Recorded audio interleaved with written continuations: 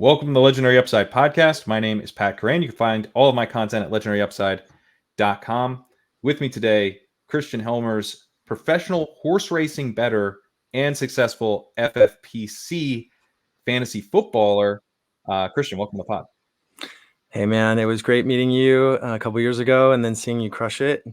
So I take horse racing as serious as you do fantasy football, but I've been working hard for the last 4 years, so I'm getting close in what I consider like the thinking man's lottery. So Yeah, that's a fun way to think about it. So you finished third in the Pros vs. Joes in 2022, and I've got my Pros vs. Joes draft tonight.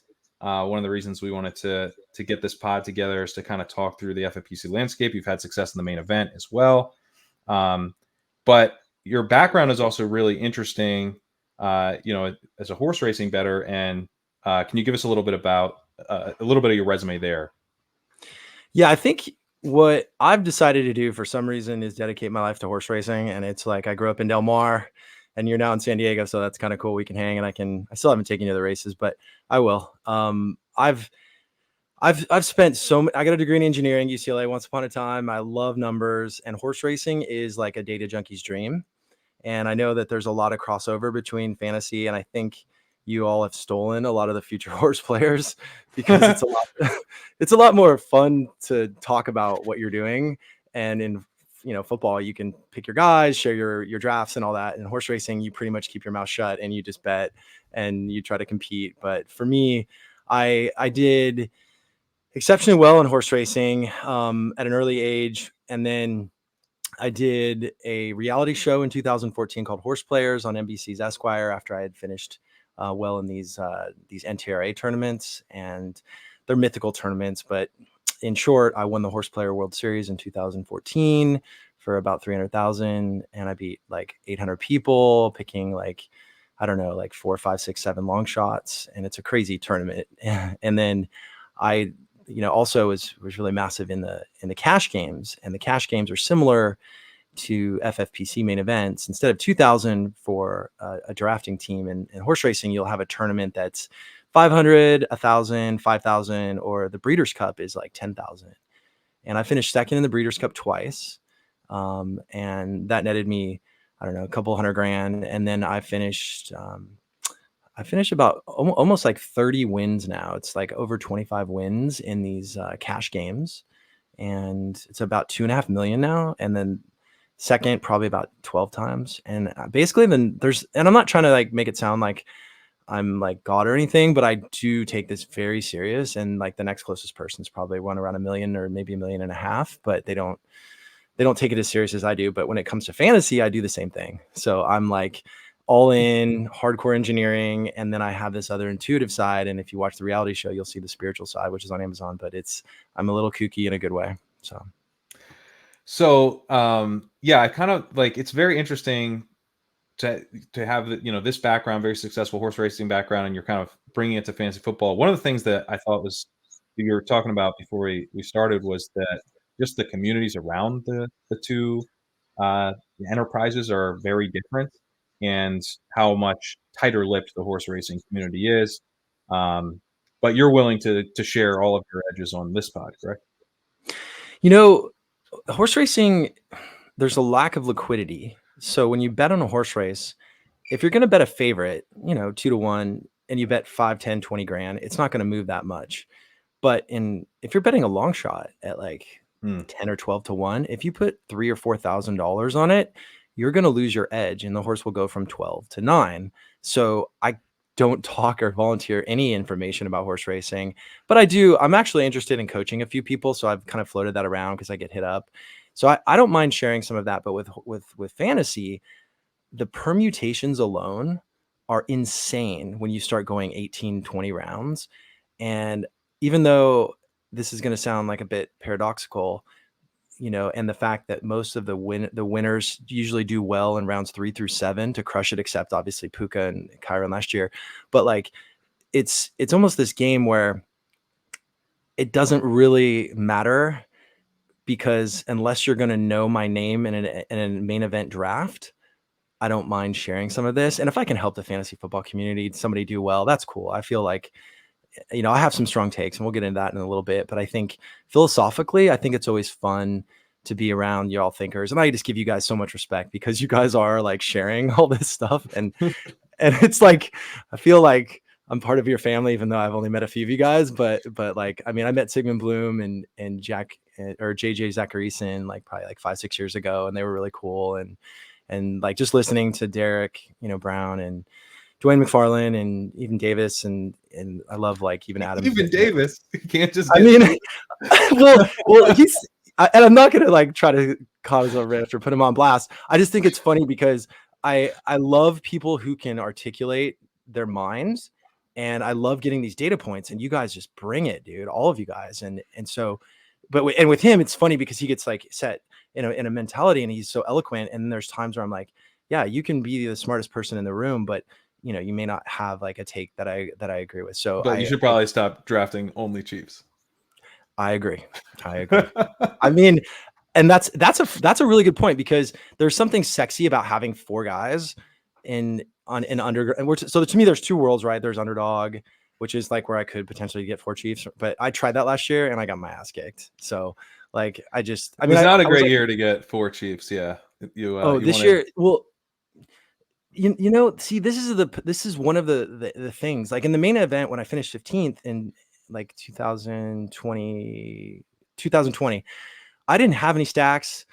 I had I had Josh Allen early. I had, that year I had Lamar Jackson and I had, I drafted Corey Davis and Robbie Anderson and JD McKissick, but I had Diggs. And so for me, it wasn't about stacks that year. That's what got me further in the main event. But there are some times where stacks matter, and we'll get more into that. But like the Joes versus Pros year, I had no stacks either, and I know that's a big thing to use. So I'm here to try to at least share with you one thing that I got finished 3rd out of 60, but Goat Squad just crushed it. So yeah, I mean we can get into some of the stacking stuff. I think the format matters to some extent for how much you're doing it. Like in the main event.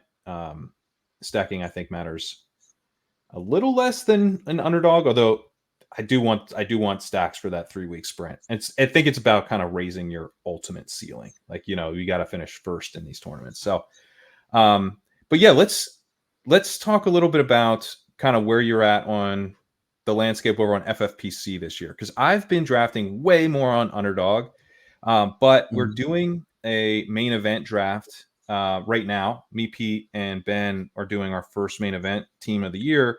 Oh. And when I looked at we just finished up the 14th round.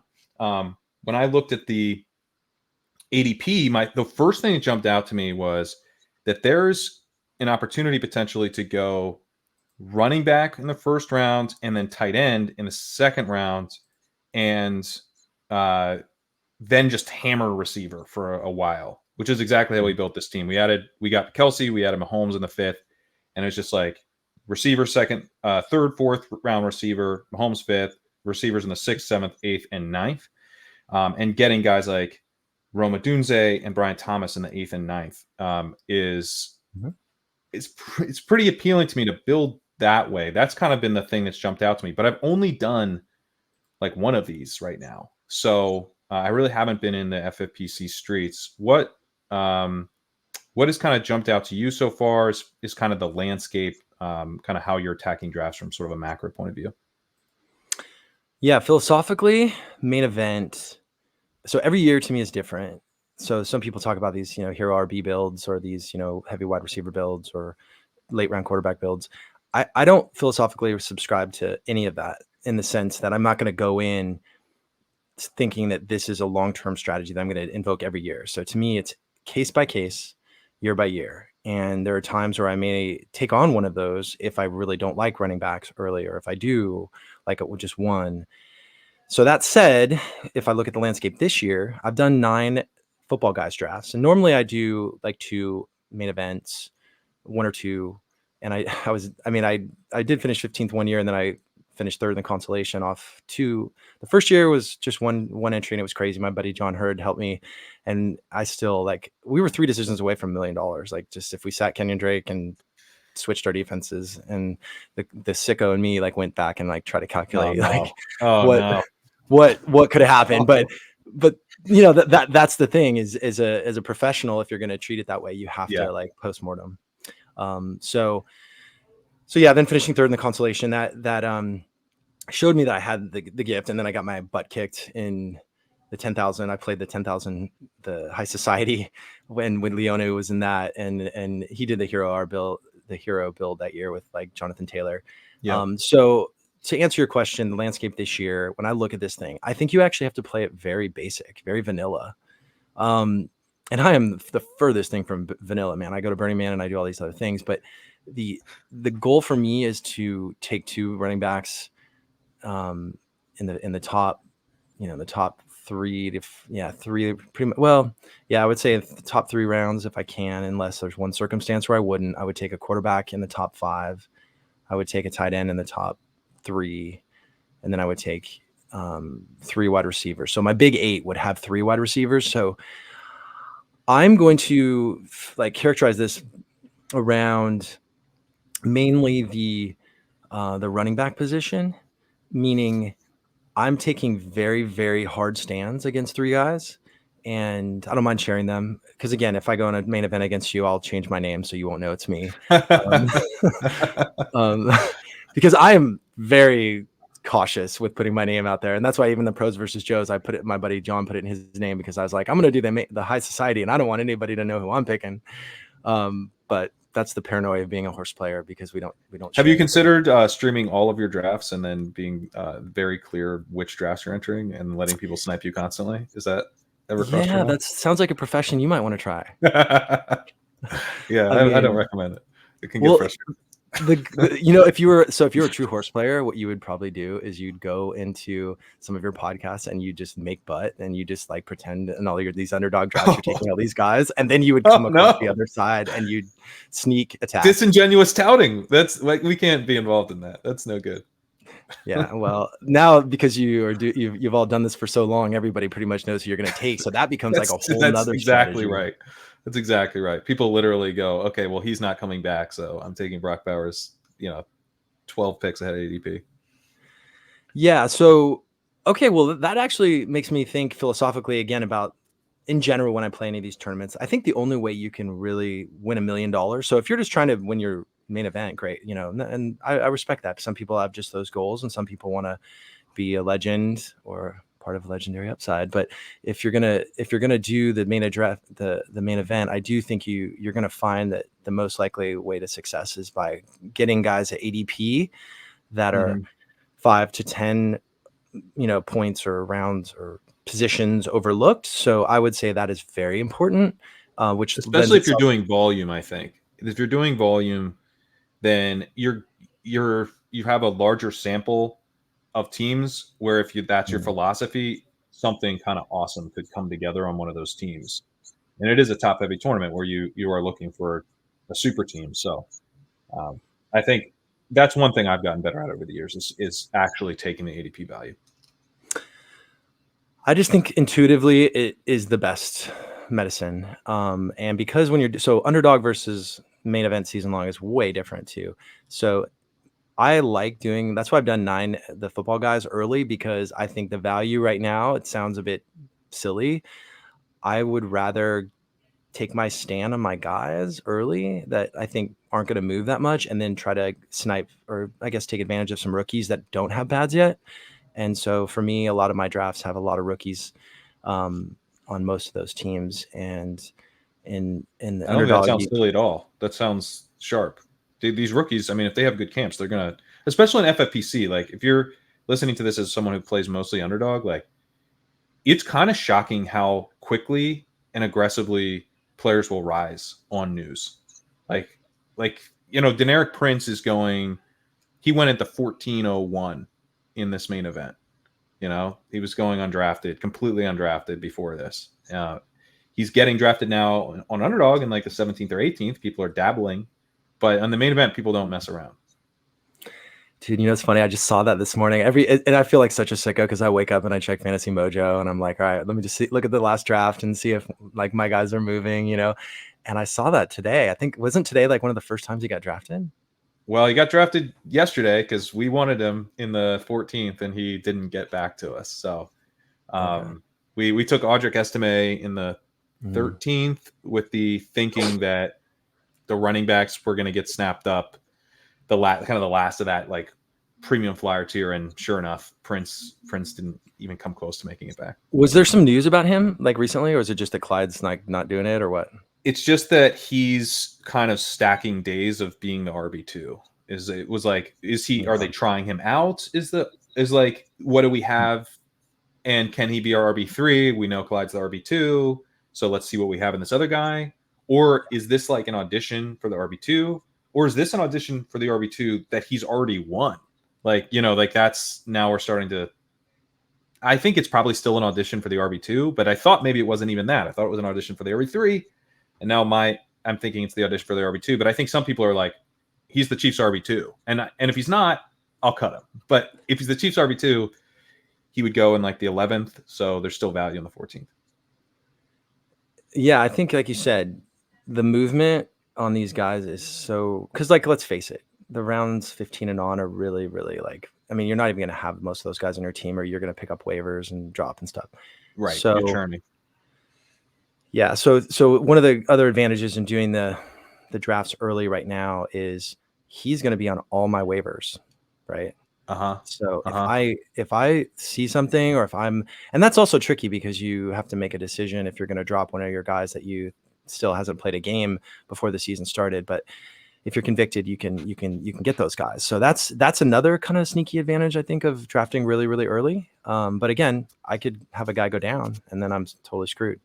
But back to your, point about what are some good ways to attack this thing this year. And so to me, main event, season long, a little different than what you're doing tonight with the pros versus Joes. I'm taking some stands, I said, like against 3 running backs early. So I don't want anything to do. And again, I classify things just like in horse racing. So I put numbers to everything. So I put probabilities. Like for me, a horse 3-1, 25% chance. So in order for me to make a bet, I need typically 4-1 or higher. And if he goes at 6-1, it's probably something that I'm doing wrong, because if the value is too high, then the sharks, because the smart money knows everything, because there's like 30% of the money is bet by these guys that have these, computer systems teams that are way smarter than me. And so if something is obvious to me and it's positive and they all disagree heavily, then I will walk away. And so in this case with the main event, some of these guys I'm taking a stand on, I don't mind if people love Derrick Henry. Like I don't have a problem with that. But when you put numbers to it, you look at, what is it? DraftKings has like the touchdown total, I think 7 or 8 or something. And everyone thinks he's going to score 10 or 12 touchdowns. Now, maybe DraftKings has it wrong, but I personally believe that for you to take him in the second round, you're banking on him scoring 18 plus points. And so I categorize players. It's 10-point guys, full PPR, 12-point guys, 15-point guys, or 18 plus. He's getting drafted as an 18 plus guy. So to me, I win if he finishes at 15 or below. Yeah, you do. Average. Yeah. And so for me, like I'm taking stands, which it goes back to why I said I want to run. Let me just jump in with Henry, because I think a lot of my audience is more underdog, and like I have been so far. But Henry's going in the main event. His ADP is 211. So, he's going in the late third on Underdog. So when you say like, if he scores 15 points per game, you win. Like he's what I've called a silent killer in the Legendary Upside article. Like he's not like necessarily truly busting in a way that's so obvious, but like there's a lot of opportunity cost here. And if he doesn't hit that, I mean, frankly, I would prefer more than 18 points a game, but if he gets to like 19, 20 points a game, you're pretty happy at the very end of the second. But that's a big ask if he doesn't score those touchdowns. Yeah. And that's the thing, right? When you're playing, so I'm betting to try to win $1 million. Okay. Like I'm not trying to sound arrogant. You should be. I mean, it's a top heavy tournament. Like you want to win the whole thing if you're playing in these tournaments. Yeah. And I mean, even when I finished 15th in the main event and it was like, I don't know, 16 grand or something, I was like, I felt like I deserved like triple that. So but I liked that I was in position, and I was like, man, Yeah. this is achievable. And I'm not nearly as into it as you and your team and stuff. But I think that you look at every player individually, and you look at every, so this is like, there's so many things that go through my mind, because there are a lot of like things that correlate to horse racing, like in a pick six. In a pick six, you bet 6 races in a row. It's not a touchdown thing. And you basically have to figure out how to be different. So it's just like in fantasy, it's, you have to be a little different, but you don't want to be too different, because then you're not going to live enough years to play enough fantasy football leagues to win if you're too different. You know what I mean? Right. Because if Exactly. you get too low. So I'll single horses in the pick six, meaning I'll live and die on those horses, and I'll live and die in fantasy, and I'll take a stand against Derrick Henry this year. Because can you just explain what you mean when you're saying you're singling a horse in a pick six? That's I don't really follow there. Yeah. So in horse racing, there'll be like stakes races, good races. Like imagine like the Ravens playing the Chiefs. Like that's a good game to bet. You have a lot of data, and you know the players are reliable. So in horse racing, there's races where it's like Carolina and, I don't know, New England, and you're just like, what do I do? And so you have to buy a lot of horses in those races, basically. So what I'll do is I'll get my confidence and conviction together on a race. Like, and I was in this tournament this weekend, and I've won. I won the 2 Del Mars last year, but this year I got my butt kicked, and I took a stand in a race, and I just said, I'm going to go all in, half my bankroll, which is about $4,000 on one race, and bet all these tries and try to win it. And one of my horses ran first. One of my horses didn't run well, so I didn't hit it. But when I win, I want to crush. And in fantasy, same deal. So I would rather lose if Derrick Henry crushes this year. I'm content. I took that stand, and I'm going to 0% of my, I'm going to have him like 1% of my teams, right? If he drifts an underdog, if he drifted like maybe end of fourth or something, I might consider it, but I just don't, there's other players. So everything to me is relative, and I'm looking at a 6 or 7 team core, like, conglomerate. So if I take Derrick Henry in the main event, or let's say main event, I'm going to be walking away from A-Shane or Etienne or Kyron Williams. And I just think that the upside with those 3 guys, I'd rather take a chance on one of them 3 versus Henry. And I do need a running back, most likely, if I'm on that side of the board. So that's another thing. If I'm on 1 through 6, then I'd have to look at that. But that's an example of, like, for me, like, I'm going to take a hard stand against Henry, meaning basically 0 main events, 0 Joe Mixons, and 0 Josh Jacobs. I would rather take other players in correlation with other running backs and other parts of the system, because I also have another stand, which is I don't like many of the wide receivers in the 3rd and 4th round, which might make you feel, I don't know, you might laugh at me, but that's okay, because I know you just took a bunch. But who did you take in your main draft in rounds 3 and 4 as your wide receiver? Let me pull it. So Waddle we took in the 3rd round. Okay. And then in the 4th round, we took. Why am I not remembering? Oh, we took Diggs. Okay, so you're probably on the right side of the board, I'm guessing. We're in the front half of the board. We got Brees, and then we got Kelsey. What draft position are you, though? I think we're 106. We're 106. Okay, so you're smack dab in the middle. Okay. Yeah. I mean, I would have, so, and again, I'm not trying to, I just do things my way. So I know that you have a proven track record. You can say whatever you're gonna say. I have to, like, sometimes bite my tongue, because I feel really good about my takes, and then I'm like, sometimes I come across. We encourage opinions on here. Yeah. Okay. I guess. So to me, if I was taking Waddle, I would be banking on Tyreek Hill going down, and that's like not a. So that's one of my philosophies. Like, if I was going to, there's a few of them, and I'll kind of filter them in through the discussion. But one of them is, if you're going to win $1 million, you have to be different. You have to have conviction, and you have to be weird. And if you're going to be weird, why not assume that a player is going to get hurt in front of a guy that you like? So if something happened to Tyreek, I do think Waddle would potentially be a wide receiver 1, no doubt. So the thing is, and again, I'm not is abreast to all the things, but I just take little bits and pieces from all y'all, and I love that. Like I just every day I try to like listen to like Establish the Run. I love what Adam always does with his little team no sex jokes, and I just love getting little things with like the offensive lines and this and that. But I am concerned about the offensive line for Miami this year, and I think that Tua is going to be under a lot of pressure, and that could help Waddle. Maybe he could get some more targets, but really, if you're going to take him, you need more targets and touchdowns. And I didn't like what he did last year, and I don't know, it just doesn't feel as good to me as Mike Evans. I don't know if Mike Evans was available then, but I don't remember. Even if he was, we would have taken Waddle. I'm pretty sure. Waddle. Yeah. Waddle to me is it's like some of the stuff, and I guess I'd be kind of curious if this is any relation to horse racing, or if you just don't really buy into this idea. But like for me with Waddle, I'm like, it's a chaotic season. I've got the money in weeks 15, 16, and 17. That's what's deciding everything. Mm-hmm. So I'm getting a player who has shown very definitively that he is good.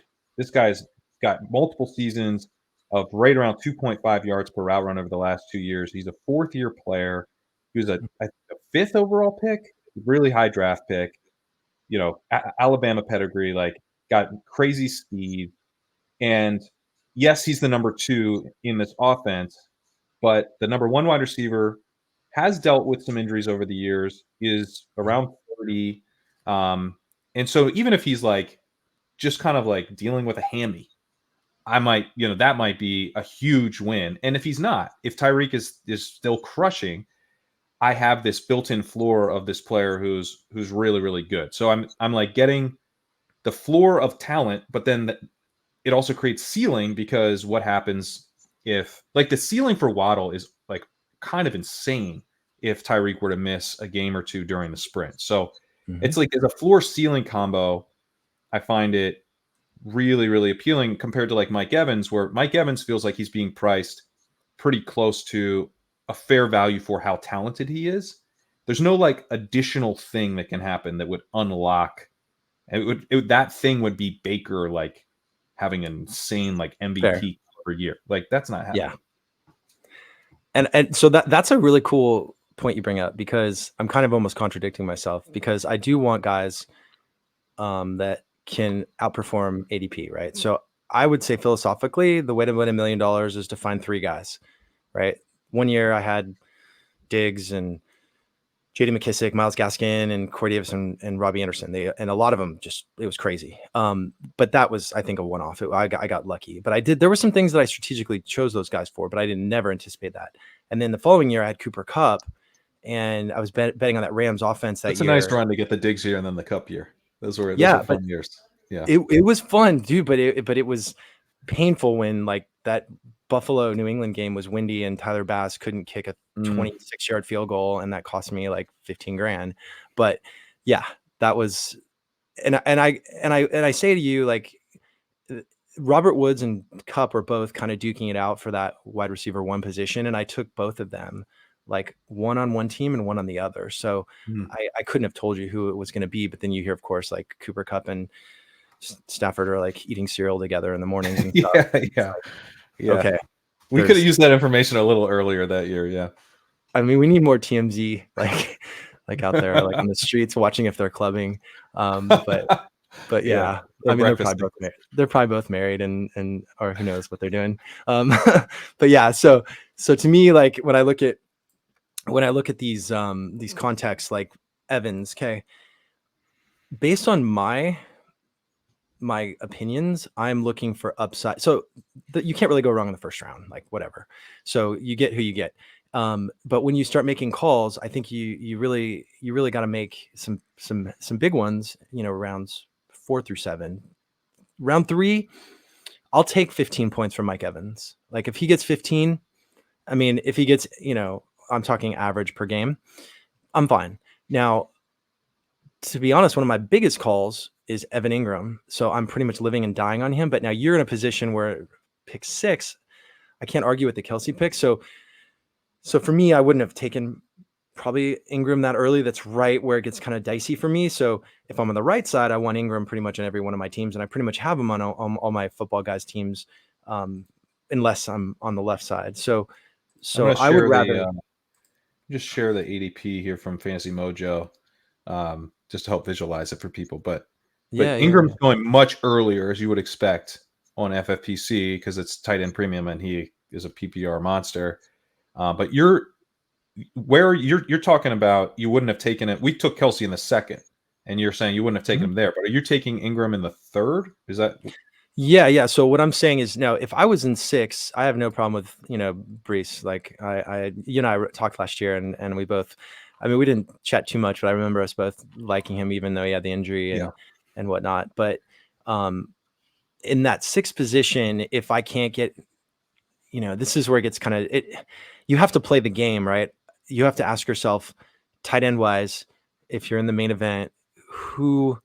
I don't want to try to build a main event and spend $2,000 on David Njoku, or, I mean, I'll do it on Jake Ferguson, but like, I'm always going to be queasy. So that's where, like, and I've done a Bowers one just cause I had to, cause you get forced sometimes, but like, I would rather, if I'm going to bet one main event, I would rather have a top tight end. So if I'm sitting at 6, I have no problem taking Kelsey there or McBride. I wouldn't take Dalton Kincaid in the second round, even though I understand why people do. I would potentially take Mark Andrews in the third, but as we get to like 7, 8, 9, 10, 11, 12, I want Evan Ingram. And I also, again, this is why it's hard to like speak individually, because I'm looking at like a 7-prong axis right now. So I'm saying to you, I want Evan Ingram over probably Kelsey and McBride, because if I'm on the right side, not on the left side, and sometimes he's fallen over to like the end of round 4 in some of these drafts, if you get lucky. But I don't know. And at that point, I might even double tap tight end if that happened. But I'm not going to bank on it for $2,000. So to let me finish the point, when I'm looking at 6 or 7 axes, I'm saying, okay, well, I also want, like I said, 2 running backs early. So I'm going to take one of those other 3 aforementioned guys, like Kyron or Achane or Etienne, and then I'm going to come back. And I need a top wide receiver. So if I can't live and die on a guy in round 3, so I pretty much, if I'm on the right side, I'm going to take a wide receiver most likely. And if I'm in the first round, if I'm on the left side, I'd take CeeDee Lamb. But my point is, I want Rachaad White pretty heavy this year, even though there's some questions. So Mixon you're out on, but White you're in on. What's the thinking with those two? Because I kind of view them as pretty similar, where I'm like, I'm not getting the efficiency as from the players, but Mixon's in a really good offense and he's got the role, and White is in an okay offense and he like has a really nice PPR role. But I guess what kind of makes those very different players to you? Okay, so my goal is to hit, like, when I talk about the pick 6, I'm trying to get 3 singles, like guys or horses that I really believe in, that I want to live and die on, and I want to look at the end of the year, or the end of the day, and be like, if I'm right, I want to be really right. And so I'm kind of a tape bro in some ways. I played 1 year of JV football and was on the offensive line and had 1 sack, and I was very much not a football player. So when I say I can watch tape, I would listen to guys like Matt Waldman and stuff. But to me, there's something about the way he visually is putting things together when I line him up versus Mixon that I much prefer. I don't think his metrics are sexy. They're fine. I know there's been some coaching issues with him too, maybe that some of the coaches, but the fact that they didn't draft a legit RB2, like our guy behind him, like Irving is whatever, he's fine, I guess. I can't see him really eating into that. So to me, they're both high volume. One is younger, one is more visually appealing. I think matchup wise this year too, I think I like Tampa's schedule much more than I do Cincinnati's. Houston's. So I also would say this: Houston has got such an electric buzz right now, and they bring in Diggs. And if it's 3rd and 3 or 3rd and goal, I have a hard time seeing him give it to Mixon. Like, I think they've got too many wide receivers. I mean, they've even got Dalton Schultz. I just see them pass heavy in the pressure situations. And again, to get a guy to go from 15 points per game to 18, you need touchdowns or catches. Mixon's kind of just, I don't know, he's all right. So I would rather bet on the younger guy, and I'll take a stand because of those other things I mentioned, schedule. And for anyone who's played Mixon in DFS, you know that even if he gets the goal line carries, it might not mean much. He has been, that man has been stuffed to the goal line more than anyone I think I've ever seen, other than CEH in that one game where they gave him goal line work. Yeah, I mean, I've been kind of coming around a little bit on White in that Todd Bowles, if you follow Coach Speak Index, like he's been sharing a lot of Bowles clips of him just saying like he's a complete running back. There's not many of these guys in the league. And when they drafted Irving, I was like, the bar, because White was one of the least efficient running backs in the league last year as a rusher and wasn't even that efficient as a receiver. So I'm like, man, the bar's low actually for what a rookie needs to show. But maybe it's not as low as I was assuming, because the coaches seem to be pretty in on Rachaad White having that role. So I'm open to White. It's definitely, I'm struggling to like go fully in because he's more, I mean, he seems fragile to me. He seems like somewhat fragile, even though there's not that much behind him because the efficiency numbers are so bad. But I do think at the very least he's got that receiving workload, which is obviously huge in PPR. Yeah, I think that's the main thing is the catches, and they could be behind. Baker stepped up tremendously. I feel like that team also, they're getting family vibes. They're a unit, and I like it when, Cincinnati is kind of I don't know, it's kind of like the dream team. They're bringing all these guys, right? But I'm not that Mixon or Diggs are dreamers like anymore, but like it's the idea of just kind of assembling this squad versus like organically, they lost Brady and Baker's been kind of the bastard stepchild, and now he's proving himself, and he's, I guess not wearing his hat backwards or whatever these guys say, but he's doing some of the things to be more professional. And I just feel like he really, I'm not even drafting him much this year at all, even an underdog, but I do believe that just the system and the schedule, and they're going to be playing, a lot of teams that, and they play close. It's kind of intuitive thing. This is where this intuition kind of kicks in. And I've watched football my whole life, right? Fantasy. I played fantasy for over 10 years, maybe 15, religiously for probably 4 now in this sense. I guess it comes back down to, where you are on the board and is there a better alternative, right? So everything is relative. And so if I'm in that 4th round and I'm looking at these guys, like when I told you I'm taking a hard stand against all the wide receivers, I pretty much am. I would never take Mike Evans and Rachaad on the same team either. But if I'm looking in the 4th round and if I can't get Rachaad, now let's say I'm on the left side over here, picks 1 through 6. Now I'm thinking, well, if I have a tight end, let's say I have Andrews already. Now I'm looking and saying, well, I don't really want Diggs because he's to me a little overpriced, and he's great, but I can't see all those 3 guys paying off at ADP. So I'll take the least of the 3. I'll just take Tank Dell. And so I'll try to get him in the 5th if I can. And maybe Rachaad will float over to the end of the 4th. He's been drifting a bit. And if I don't have Andrews, I'll take Jake Ferguson just because of the schedule. And I feel like Dak's got to make some money this year. So again, these are these kind of complex questions, because in a vacuum, I don't think you could really argue that Mixon is going to go off. When you start thinking about like Rachaad versus Mixon and who do you want gun to your head to try to win $1 million, like that's the kind of mentality. I'm not trying to get people to think about dangerous things, but just like getting yourself intense, right? Like what do you want to live and die on? And I'm the kind of person that would rather not do like a 70-30 split on this guy. I will do some 70-30 splits on other guys and get different ratios, but this is just, again, it's more of a visual thing. Let me ask you, because I'm very curious about, with your betting background, like building out portfolios and stuff. And, like if some of these guys go much later on Underdog, or much earlier here, depending on what position we're talking about. Much later here. Like some of the rookie wide receivers you can scoop up really late here.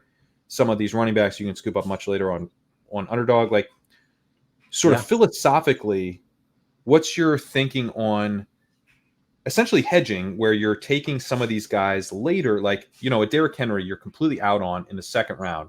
As you can see here, I mean, he's going mid-second in the main event, but you can get him sometimes in the early fourth in Underdog.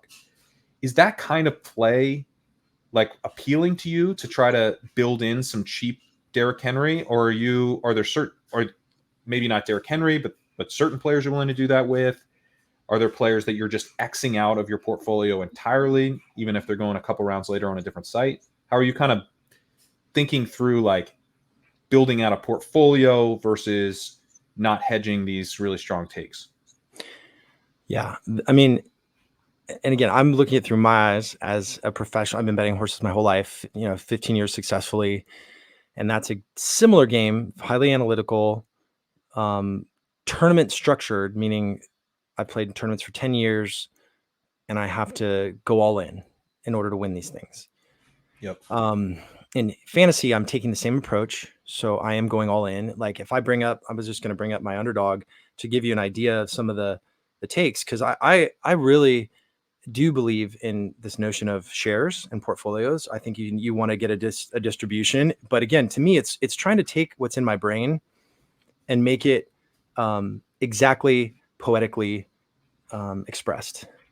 And you need high volume. So your first point, like if I've already done 100 Underdog drafts, and and I was like close to getting into the finals last year, but I didn't really like the teams that I got far with. And I had a ton of CJ Stroud and Dell and Ferguson and McBride on almost all my teams. I just couldn't get it done. But I really struggle sometimes thinking about philosophically how to do Underdog because of the permutations. And we'll talk about stacking in a second. So to me, the lay of the land now, since we've done it, you're going to get one of your tight ends. If you're in this position, if you're in this other position, you might get lucky and get your tight end. So there's a lot of that kind of mental gymnastics you have to do to get prepared, and sometimes do things that are a little uncomfortable because you want your guys. So I am structuring things around my guys. I take the majority of my guys, meaning probably walking away from about 50% of the field, at least. And I would rather be right, and I want to be right multiple times, because that proves I have a model that's working, right? Because if my brain is working great, I want to be rewarded for that. I'd rather be right than lucky. And you can make an argument. This is why it's so messed up, because there's so many permutations. You can say you like Breece Hall this year, or you like, Kyren Williams, and you could try to build every combination around Kyren Williams, right? And I can't argue against that. So my point is, when I think about doing Underdog, I'm going, okay, I've got my top running back. So for Rachaad White, I haven't taken a ton of him. I've taken a fair amount, but he goes in this really, really tough spot. And it's like, I end up having to walk away because of the wide receiver stuff that's so heavy, And he's much harder to take on Underdog because there's big opportunity cost at receiver, in the sense that there's not going to be receivers available later. Yeah. And so I still love him, but like, if I look at some of my guys, I'll just give you a quick, I've got 35% Marshawn Lloyd, 32% Spears, 32% Corum, 31% Benson, 30% Ingram, 30% Burrow, which is a little high for me, 30% McCaffrey, 30% McLaughlin, 30% Diontae Johnson, 30% Tyrone Tracy, 30% Leggett, 30% or 28% Burton, 24% Mike Evans, 23% Jamar Chase, 20% Rachaad White. Wait, so where are you taking Chase? Are you taking Chase like 2? No, I always take CD Lamb first or second every time. Okay. So I take 3? 3, 4, 5. Yeah, anything in there. Yeah. I don't want Tyreek this year. But again, I'm okay with that. Like if Tyreek beats me, Tyreek, you got to get in on me with Waddle, man. If you're out on Tyreek, Waddle's gonna smash. Well, so keep in mind, I'm concerned about Miami's offensive line, and I think that Tua could get hurt. So I don't know if not, again, that I have no real backing of that data, right? It's hard to prove injuries, but intuitively it just feels a little uncomfortable. And so let me just tell you how much I ate crow. Like, was it 2 years ago when Waddle and Tyreek both went off? I had very little of them because I was cautious around Tua. So I've definitely learned to lick my wounds, but I will to answer your question, I will take stands. Like Rachaad White is a guy who 20% is not heavy for me. Like you saw the 30% on the other guys. And so certain players move up in different draft formats. So I'm with you. I think 30% is a heavy stand for me.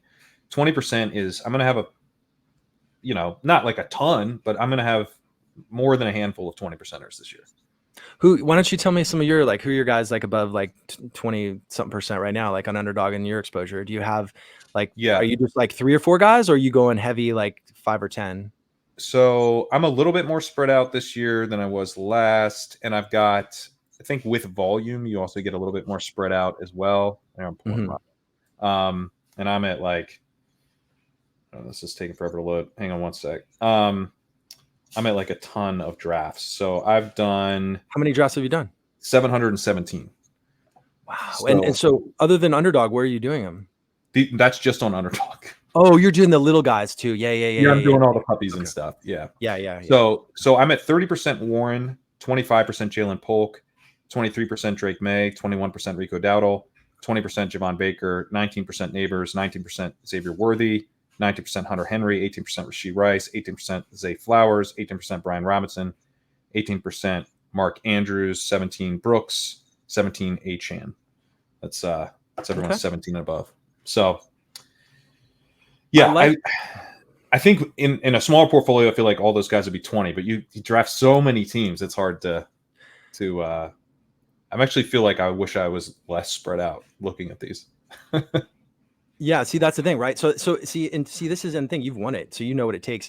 And when you get that feeling in your body and you're like, like I recently felt a little awkward about having too much McConkey, and I was like, I should have more Diontae, and I have 30 right now, but I'm like, that spread to me. So that's like, there's like these decisions, right?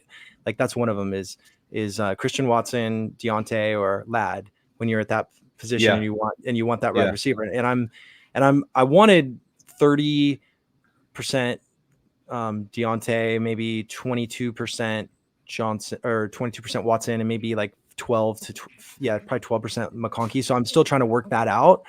But now Watson's moving up. So those are the kind of things where I don't need to take a zero stance on Ladd or Watson, but I do want double Diontae, who's another one of my big calls this year. And again, I've been trying to get more Diontae. I was too light on him to start out. I've been kind of forcing him a little earlier now. They're going to feed him, I think. It's a weird thing.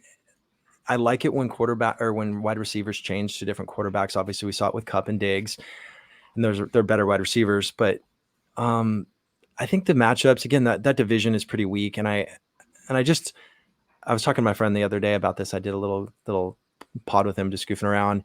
And he's really negative on Bryce. And I'm just going to say it's a second year opportunity, new system, new coach, new offensive coordinator, new running back. I feel like the energy is going to be, I think it's like in horse racing, like there's like second time starters. So a horse that's ran once can dramatically improve in the second time out. And I know that. Are you telling me we have year 2 breakouts with horses too? We do. Yes. And well, here's the thing. And you could probably speak to this off the top of your head, but I don't really know how many guys go off that really shock, like shock. But in horse racing, you could do nothing, literally nothing in your first race and come back and run like uber fast. And that's sometimes gets in my way a little bit because I can overestimate the second time wide receivers. But I know JJ talked about some of the upside with the second, was big on the thirds, but is coming around the seconds too. So I think you have to have, obviously it's football and you can't, horses have like one race. You have 17 games of data to look at in football. So yeah, I don't know. I think Diontae I don't know. He's also he needs to do well to get paid again. So I like that part of this. It's not like the kind of contract I think that's just going to be set. So I just visually, again, I like how he gets separation. He does get separation. He consistently gets separation. So that's, I was like, I don't know. Is he that different than what Thielen's going to do for them? It's like under, shallow-ish targets. He's on the outside. Thielen's in the slot. Like, what's the difference really? And I think the difference is the offense is going to be designed to run through Diontae, which is a pretty big difference. That's potentially huge. So yeah, didn't the coach I'm just say something about that too? Yeah. About Diontae? Yeah. Yeah, he said basically our offense is going to start with where's Diontae Johnson. So that's a pretty good sign. You do like to hear that. Yeah, and again, it's one of those things where when you're making these decisions, right? Like, if you're going to win $1 million, and you've done this, and almost, I mean, you did great last year too. So philosophically, you have to pick the right guys. So I think that's my main point is we have to do the work. We have to have our rankings. We have to figure out the tiers, and then the game theory is something that I'm really good at. Like, I was in a tournament yesterday, and it was like $6,000 you buy in horses, and there was a guy who had $32,000. He was in first place with one race to go, and funny enough, he's a trainer. And I was watching this, and I like to see, because I was out, I had lost my money, and I was looking at what people did, and he ended up betting $10,000 in the last race, and he finished fourth, and he cost himself $100,000. If he would have sat there and did nothing, he would have won an extra $100,000. And this is the kind of game stuff that gets weird. It takes so many years to get right, and I'm not throwing him under the bus. I mean, I wouldn't have done that, but that was the wrong move. In game theory, you can bet a little bit to try to move up and make a little extra just in case you get caught. But in fantasy football, like, you have to have your tiers. And then I see these guys taking two players on the same team in the main event early, and I'm like, you might be able to win your league. You're not going to win the main event unless, I mean, you can stack, right? You can have a quarterback with a receiver maybe, but like it feels icky, and I know that's not going to win me $1 million. And then you look at certain people. The example that you gave, you're saying a guy played it sort of too safe. Is that he didn't sit on his lead and tried to, like, how did he cost himself that money? Yeah. So sorry. And I just assume everybody knows. We don't. Yeah. So in these tournaments, like Del Mar, you have to bet like 4 races, and you have to bet a minimum amount, and then you can bet all in. And he earned 30. So he started with 6K, and he turned it into 32K over the whole 2 days, and one more race. And it was a really crappy race, like really bad, really, really bad horses. He decided that he's going to take 10 of his 32, and he's going to bet some of that on the favorite. And then he bet some other things, and the favorite lost. And he finished with like 20, I don't know, 20, or wait, maybe it wasn't 10, maybe he bet like 5. He bet like somewhere between 5 and 10. So he ended up dipping from 32, and then he finished 6th because he outbet himself. Like, he didn't need to, and nobody would have passed him. So that was an instance where he should have played it conservative and just sat there and bet. Okay. He was too aggressive. Catch me if you can. And so the reason I bring it up is because he's very smart. And I think that when you have the pressure on you, and you also have to sometimes think, when you're in a tournament, what do you want to do if you have the lead? Do you want to have to bet the last race, or are you happy just maybe getting second if you get caught and somebody beats you, whatever? So in fantasy, I see people in these drafts and again, sometimes it's like this hero build, hero RB build, or these, I'm going to take 4 wide receivers right away. I'm like watching these events, and I'm like, you just took 5, maybe 6 wide receivers in the let's say you took 5 wide receivers, and out of the first 8 picks, you can't even start one of these guys. Oh no. This is my whole deal. This is all I do. You're out on 5 wide receivers in the first 8? Okay, but keep in mind, I'm talking more about main event right now. No, I'm doing this in the main event too, though. Okay, see, we might need to have a conversation. We got to dominate that flex, Christian. We got to get that flex receiver, PPR, baby. Yeah. Okay. I here's the thing. So if you are going to win $1 million in the main event, to me, you have to be really, really right. And so when you do that, you're saying that you're going to be really, really right on your 9th or 10th pick, most likely, to be a full-time starter. And that's okay. I would just rather be really right on my my top 8 and really, really bank on that. Because when I looked at a couple of years of data, I just felt like the teams that did the best drafted beautifully in the first, like really rounds 3 through 7 were the keys. And so I'm focusing on that section to try to just crush it and just be right. And that's why I'll take some stands. But I also don't want to, just like horse racing, I don't ever want to bet on a horse I don't like, which is why I just don't really want to bet on Mixon or Josh Jacobs right now. It's just like, whatever. It's like they're just not going to, I don't know. Like, and I was wrong on Josh Jacobs when he did crush that one year too. So I think if they compare to Underdog and Best Ball in general, I think getting the breakouts is so much more important than in, well, it's important in both, but like you don't need to like have the small wins as much in the main event. Like if you get a guy who like does pretty well for you all year, that's a lot less valuable in the main event where you can grind waivers. You have to actually pick when to start guys. Like they're kind of going against like not as strong of competition in a sense because they're not best ball rosters where the best scores hit the lineup. The people who had to start people, you know, and they make mistakes in who they put in the lineup and all of that. So you want the big wins in the main event. So I do agree that, you know, those breakout profiles in like rounds 3 through 7 are critical. I'm often taking, you know, a couple stabs at those wide receivers to make sure that I hit, you know, some of the big wide receiver breakouts. And then I think, you know, the chaos at the running back position, you can kind of build in, you know, some there's, so one thing I would kind of be curious actually is like, what are your thoughts on, you know, like if you're taking a couple stabs on a backfield, are you at all interested in like people who are doing the, you know, the Rico Dowdle, Ezekiel Elliott, the Chase Brown, Zach Moss? Like, is that kind of a similar thing to this guy who was too conservative, or I don't know, he was too aggressive, I guess. He was too aggressive, yeah. Yeah. What are your thoughts on kind of like, anyway, I'm still curious with thoughts on like building out those multiple stabs on the backfields. Yeah, I mean, I dream like of, I try to like visualize everything. I don't know if you remember, but like Einstein and Hawkins and some of these guys, they would like get these downloads when they're dreaming about things like how to solve problems. And I think, and now I'm blanking on the Rolling Stones. Keith, what's the guitarist name? Keith Richards or something. Keith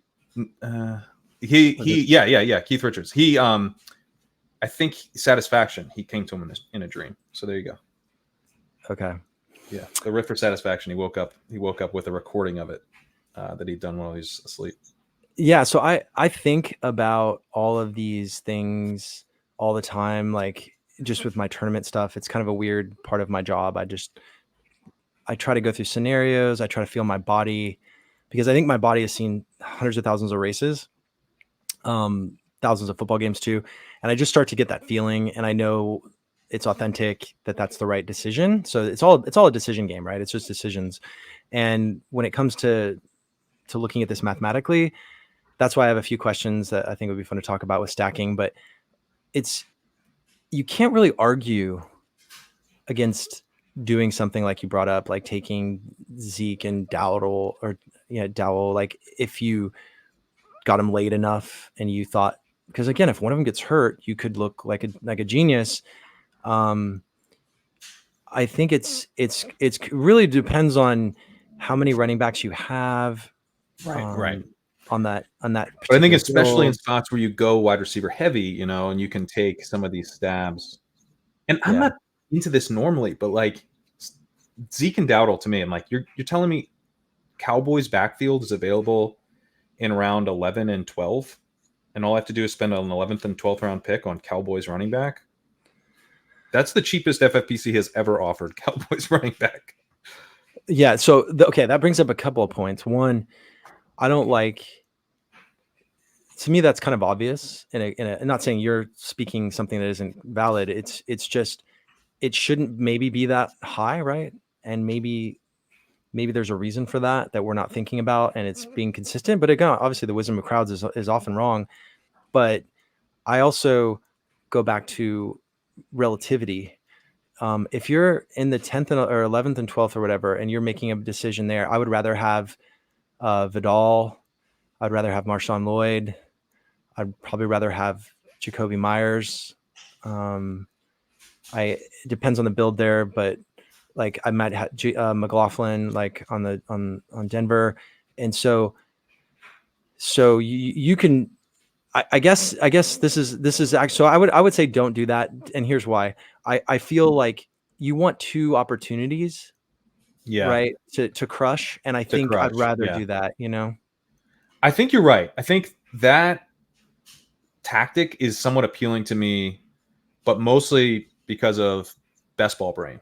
I think in best ball where you getting that small win helps you like a lot, and you don't have waivers, and just having someone hit your lineup repeatedly over the course of the season is pretty valuable.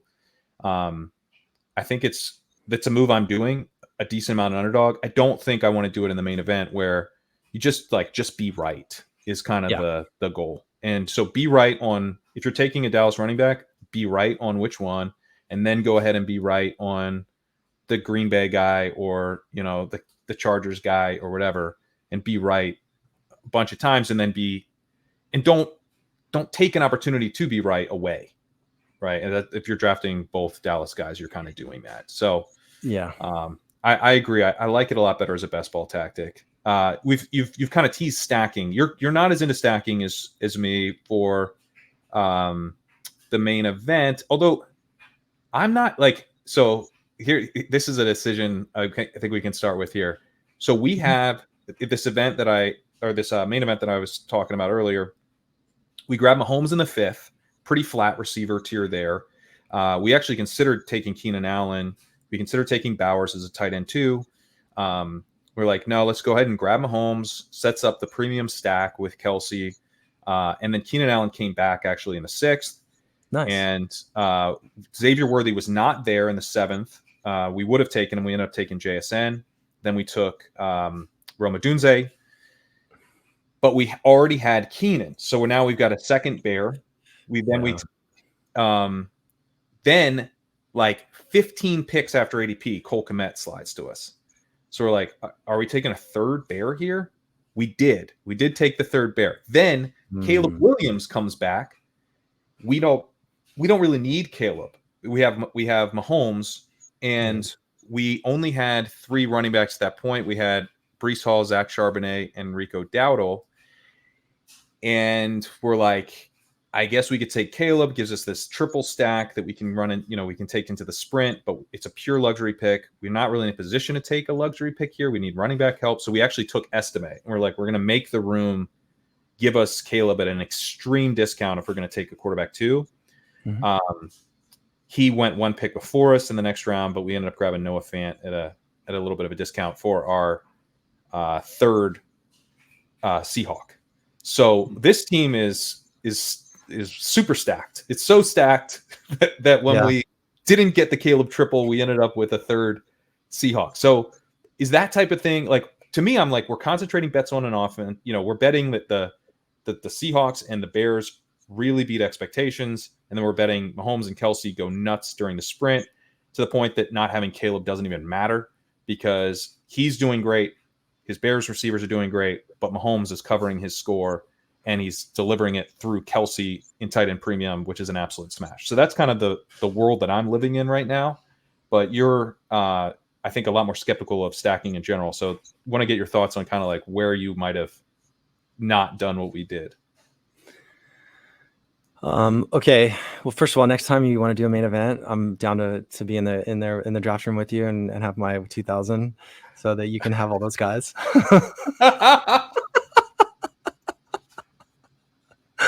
I'm not trying to sound like a dick, I promise. No, I like I like the Mahomes choice because I will take him in the 5th round too. If your takeaway is that Mahomes was an okay pick of our 14. No, he was a good pick. He was a good pick. Okay, all right. But I think Kelsey's fine. Kelsey is, I don't know. Kelsey in the late the 207 is, I mean, give me that all day. Yeah, for sure. And so, I like Breece. So the beginning is great. So I go back to, do you think this team can win $1 million? Yes. Okay. So if you feel that way, and obviously we all look at this through different lenses and have different experiences, and you've crushed it at best ball. So I think, like, intuitively, And I'm sure there's like a way to get Leone to do some kind of numerical analysis around like how many players in the main event can you have like multiple duos to actually pull something off, or just to see. And again, this is why it's so hard to do this stuff though, because you have to have your pre-rankings. You almost have to look at this based on projections for each player and see how they performed and do like a 10-year study based on, because there's certain guys you're just never going to pick up, like that when your Josh Jacobs went berserk, like I'm never going to have that. So I kind of have to throw that out as an outlier to me. There's certain guys I can never have.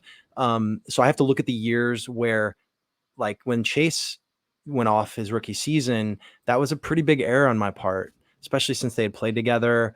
Like that was him. He went in the 7th round and sometimes later in main event. And it was just lack of experience, but that's a guy I could get, you know what I mean? So I guess I don't like it when you're banking on one guy or two guys to get hurt on the same team. I think you're too weak at running back because we're strong at running back. I feel great.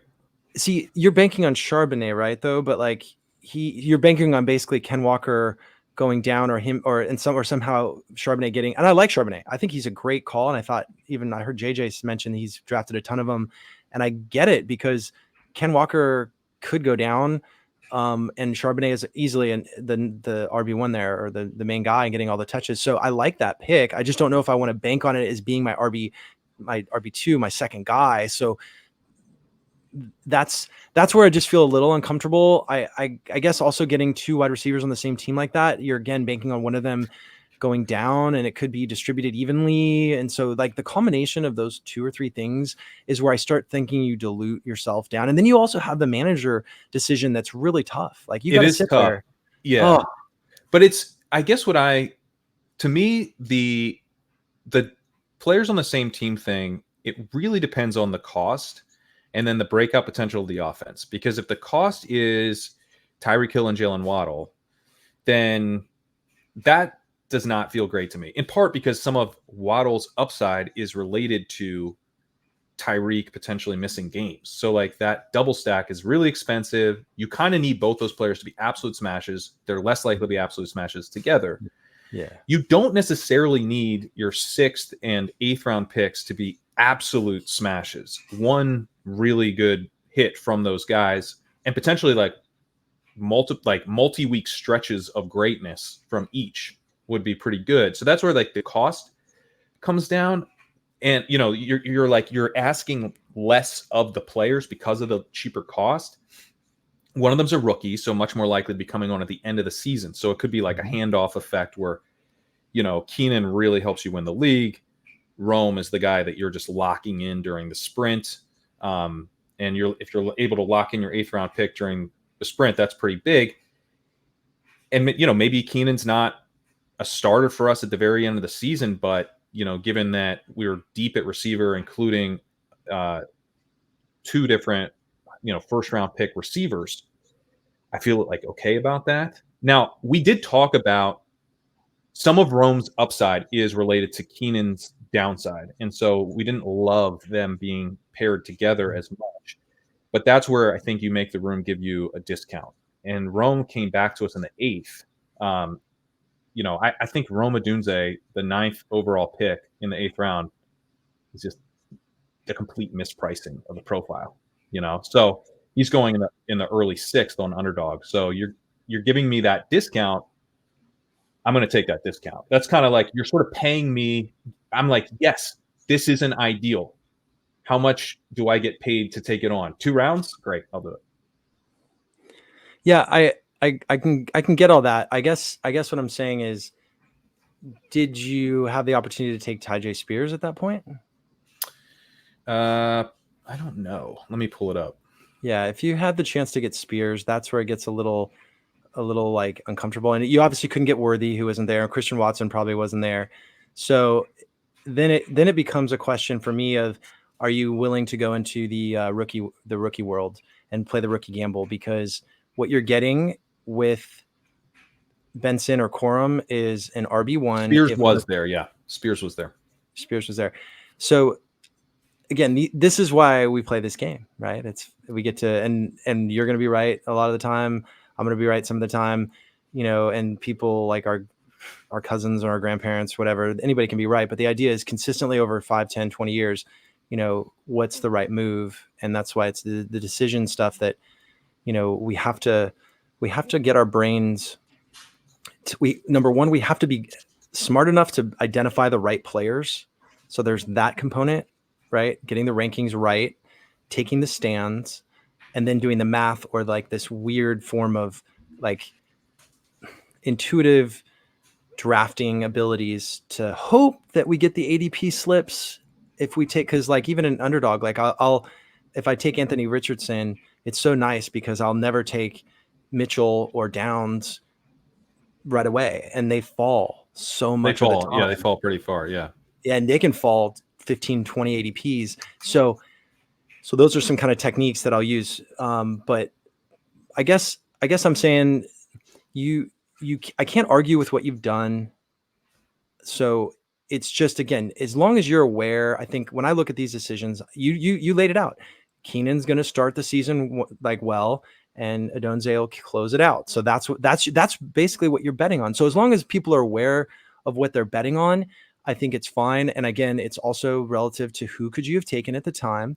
Would you rather have Spears? And I got Adonze in the 10th round in one of my football guys drafts, which is crazy. And I didn't even want him, but I'm like, I have to take him now. This is just ridiculous. And I'll wait about usually 8 to 10 spots is when I'll start looking at guys I wouldn't take. And again, it comes back down to the headache of the decision of trying to figure out when to start them and stuff like that. But I did want to bring up, since you asked about stacking, like how to approach stacking. And in the main event, it hurt me 2 years last year, a little bit, in the year before when I started stacking versus the first 2 years when I didn't stack. So to me, it's about choosing the right players. And if you choose your right players and you're smart enough to do that well, and then you get some ADP slip, I think that's how you win this thing. And that means you have to choose a structure. Like, that's why I said it's a vanilla structure for me this year. It's 2 running backs early, and it's a quarterback in the first, 5-6 quarterbacks. It's a top tight end in the top 6-7 tight ends, and then I want 3 wide receivers out of my first 8, ideally, and that's just this year. So for whatever reason, based on the players, that's what I'm looking at. And then when I go into stacking, if it's there, I'll take it. But I'm not gonna force it. And you didn't have to force it. It fell to you, which is beautiful, with Kelsey and Mahomes. And like, that's why you have a legit shot with this team. But like, I wouldn't take Mahomes early to try to get that stack in the 4th or something. Not that you would, you know what I mean? No, I completely agree in that you don't want to force it. And I also think that from the sprint, you want to be thinking about, what does this team look like in the sprint?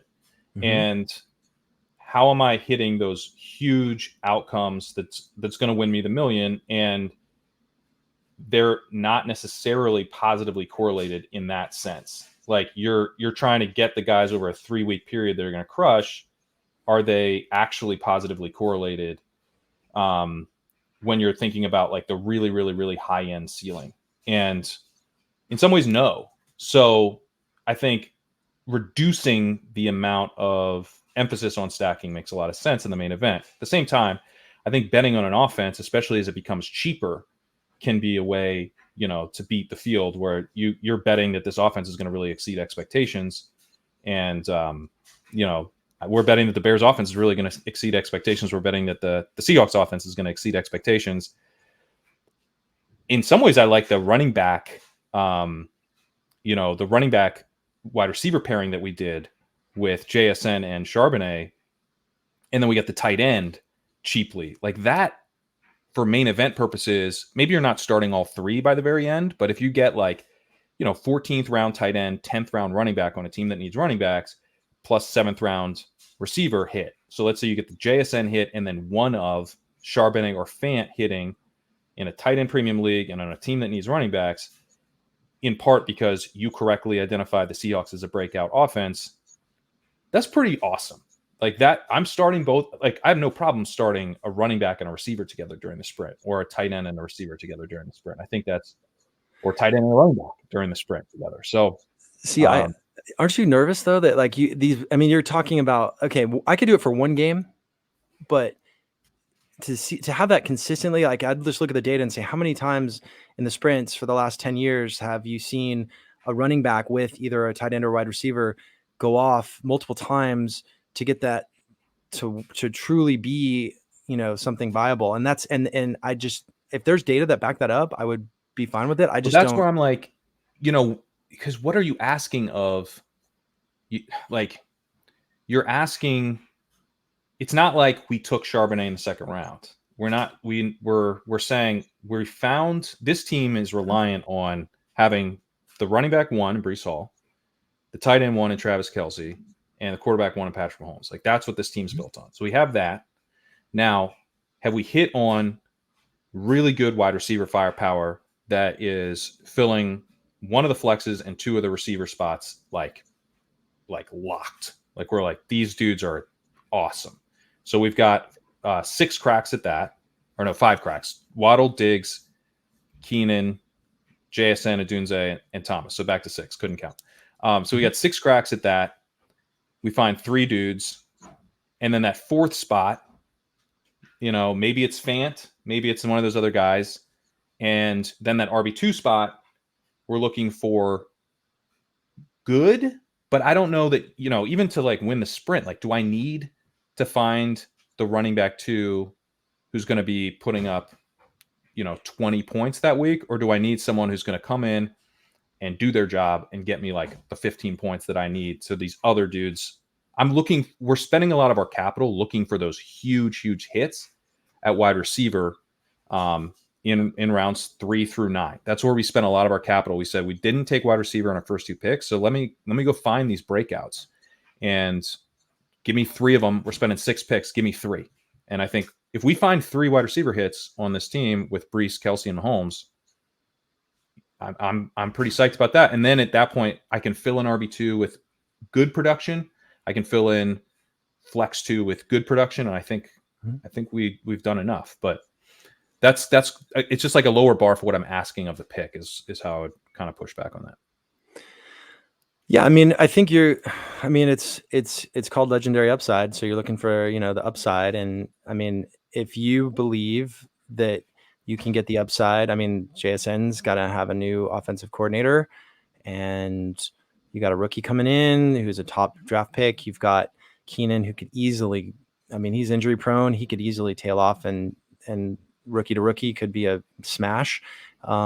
Diggs, who knows, like if he's going to come in and try to be the alpha, which isn't unheard of, and he is still beautiful to watch. I just don't know if the chemistry will be there, but I still see it as an option. So that's why we need rookies. So when Diggs, eventually melts down at the end of the year and gets himself traded again, we've got rookies to backfill that production. Yeah. And I think that, so what's ironic about this is watch it be like one of those New England wide receivers, Polk or Baker, that you got, I think is what you said, or no, that was your underdog. Like sometimes Polk just went in this, but I would love to have had him on this. Yeah. Yeah. I've drafted a bunch of him too. And again, it's just a flyer, right? It's like, who knows? And it's, I guess these are the, like my feels are going to be a lot different than yours. And I have the lens more from the FFPC main event stuff. I did Underdog for the first time last year, and I'm not going to lie, but it was kind of like, I don't know, like pop rocks late at night or some kind of cool little candy that keeps me up. And I love drafting at like 2 a.m. and getting these weird builds, The builds get weird at night for sure. Well, the worst part is I can't always take credit for some of them because it'll be like 2 a.m. and I'll like be like in and out of sleep, and I'm like, oh, and like trying to like set my cue, and then I'll forget, and then like at the last like 19th or 18th round, I'll get some guy I don't necessarily want. But this is how natural diversification. You just sleep through half the draft. But for the most part, I'm pretty good on the queue. I've had a few of those happen though. But yeah, I guess going back to stacking real fast, I think it would be really interesting because we had talked about this once. I do think that the stacking in Underdog is kind of, overplayed. And this is where I have to say it very specifically. I don't have a problem with stacking in general. I think it is the most likely way to win. When I say it's the most likely way to win, that doesn't mean it's the only way to win, because if I think, and again, I could be so wrong on this. This is why I defer to you, but I had heard that Leone said when he did his best ball manifesto, I think that was like you're 2-1 more likely to make it to the finals if you're stacked. And so my question was, if you're 2-1 more likely to make it to the finals if you're stacked, then if 2 of the teams out of 3 in your draft are stacked, then it doesn't really mean anything to me unless you're just betting one team on one given day. So in my experience, 8, 9, 10 teams are being stacked in every single underdog draft. And I'm definitely stacking at least 75, 80% of the time anyway. But what I am saying to you is, if my thesis is you win underdog once in your lifetime, maybe for you more, but like for me, if I'm going to win it, I think the easiest way to win it is by falling ADP, right? Getting massive opportunities in ADP. So doing drafts late at night, not when you're drunk, and stay awake, make sure, you do what you do to stay up. But then it comes down to maybe, so also when you say stacking, what does that mean?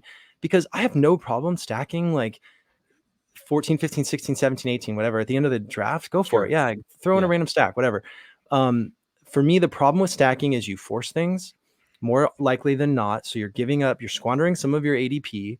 And to me, if it's true that 80% of the teams are stacking, and if 1/3 of the teams are making it to the finals that don't stack, then the value is actually in not stacking. But I also want to make sure, when you say stacking, are you talking 2 stacks? Are you talking high quality stacks, like the first third through the set, or the first through the ninth round stacks? Or are you talking at the end stacks? Because I would reckon that if you looked at some of these teams, and I'd love Leone to do this, just to look at these inside the numbers things and find out, is it the late night little stacks that helped teams, or is it the main stacks that helped it? Were they stacks where you just had one guy that you stacked, or did you do I guess you said the Davis approach with the Chiefs guys? I think he has shown that, at least a double stack is better. The reason I would disagree with what you're saying about the field stacking and it being an advantage to not stack, because of the way best ball works, where and the way these best ball tournaments work, where these really difficult to get through rounds, right? You're getting just like obliteration of good teams, good teams getting wiped out, right? And you're getting through on these like random, the things that get you through week 15, week 16. It's like Zay Jones has a big week. Darius Slayton randomly spikes. Like Laporta is carrying along a bunch of teams. The team that won last year had Amon-Ra and Laporta. He got sniped on Goff. He backdoored a Jordan Love, Jaden Reed stack. Those 2 go off at the end, and that's what wins him the money. And to me, the beauty of stacking in best ball is the stacks are sleeping giants that you don't need. You don't need them to get through.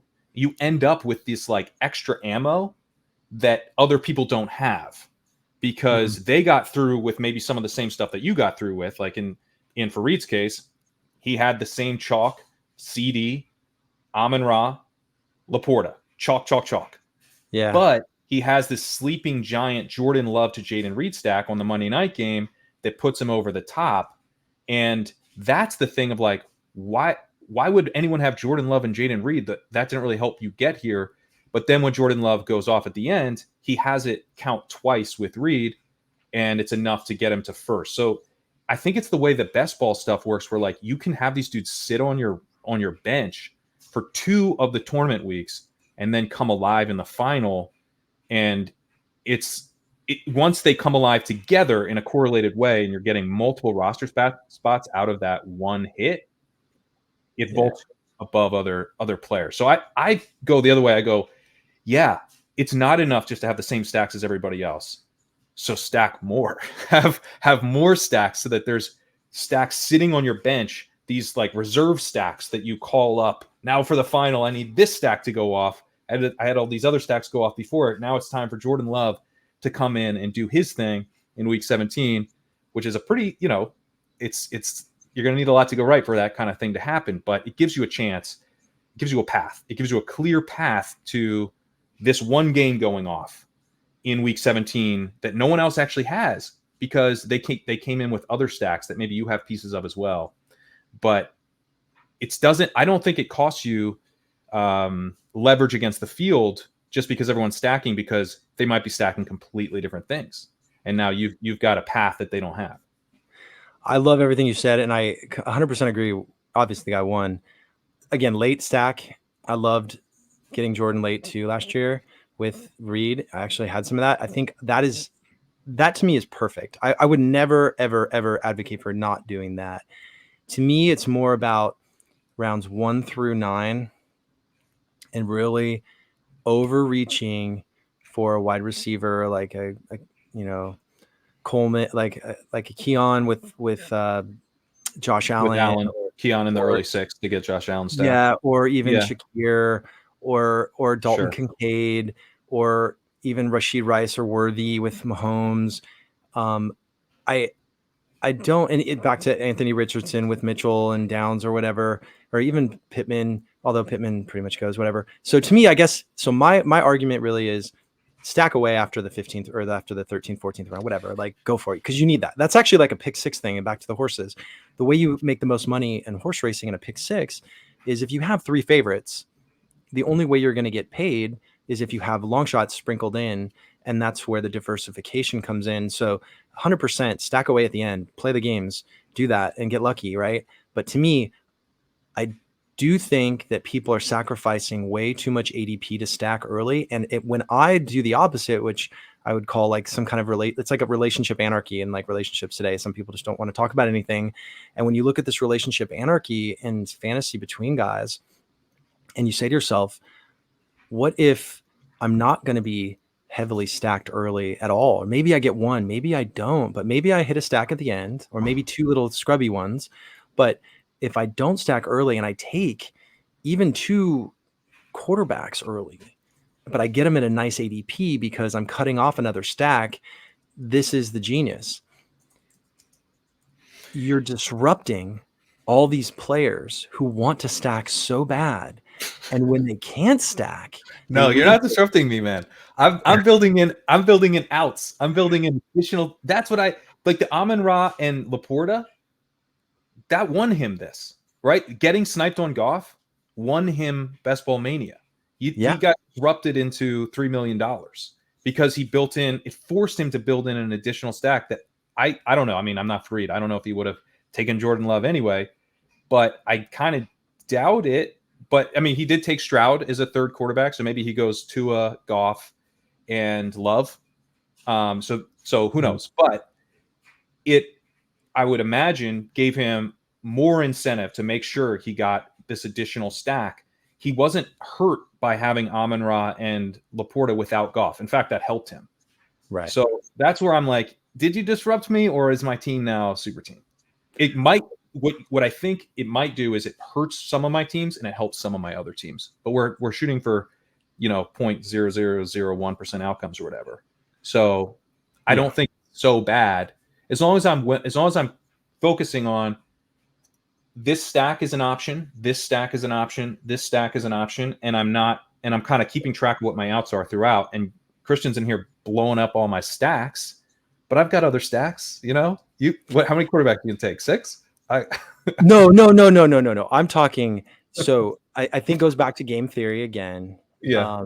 I think you have to be really shrewd. And so again, I don't know if the data, because there's so many permutations here. You have to have the players. You have to have the chops to pick the right guys. We know that. And that's all relative, and everyone can make a case for anybody, but you have to be good at that before anything. You have to have your ADPs lined up. And then you have to choose, when you do take an advantage in ADP, you have to choose wisely there. So I'm contending that if you do something as dramatic as double tap tight end early, And you don't do it just at the normal ADP. If you're going to take, 2 top tight ends because one of them is 7 or 8 positions behind, I think you should do that for number one. You're disrupting some things with the stack, and you're also not allowing somebody else in the room to take advantage of that ADP.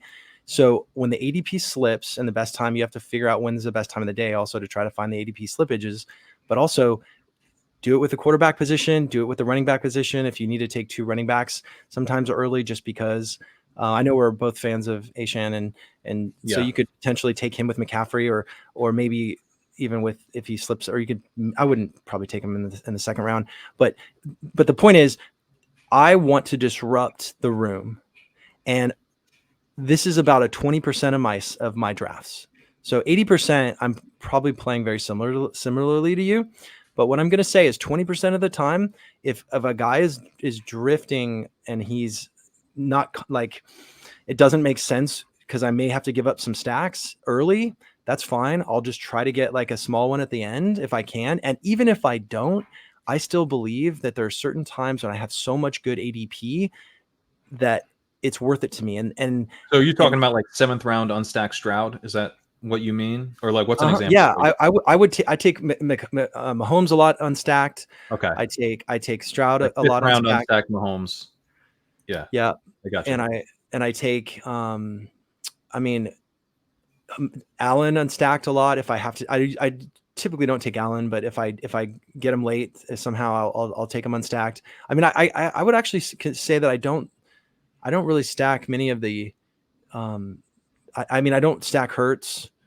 I mean, obviously everyone's going to stack him with Brown if they want that, but I'm not going to stack him with Goddard just to get Goddard. Like, I just don't, like, there's these decisions where it just feels uncomfortable. And that's why I want to play more ADP than anything. Mm-hmm. And I would love to see, but again, this is why it's so difficult to analyze this stuff, is because my ADP is different than yours. Like, I will not take certain players that are, 5-6 points behind ADP or positions, but if they're like 10, I would, but there's a lot of guys I'm walking away from. But anyway, I guess I just invited into the community for everyone to really take a good look at stacking and looking at where you can build your best teams. And I don't even know how we analyze this stuff, but it would be nice to look back and say, if the stacking was circumvented, or was if you had an opportunity to get a good player that is more points than that position would normally get at that position in the draft, and if you can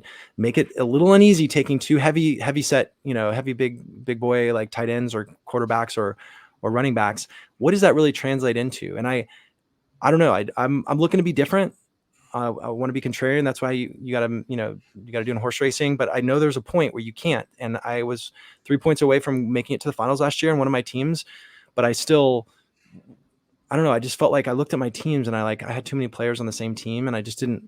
So I'm trying a new experiment with about 20% of my teams. But okay. I'm sure you can at the end of the year or next year we can talk about it and see if it did anything. But we'll see. I mean, it's tough because it's one slate versus you get all these reps.